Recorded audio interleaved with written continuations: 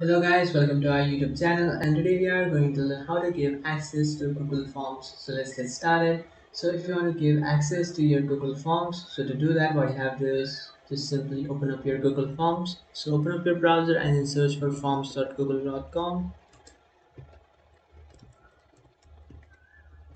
and after searching for that just make sure that you have logged into your account, and from here you can just simply select a form.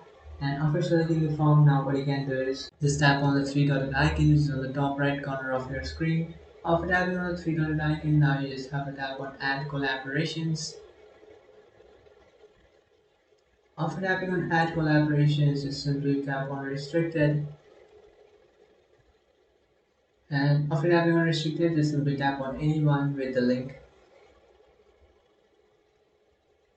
After doing that, just simply tap on done. And after doing that, now you'll give access to your Google Forms. So that's it guys, this is how to give access to Google Forms. If you find this video helpful, don't forget to like and subscribe to our channel. If you have any doubts, feel free to comment below. Thanks for watching.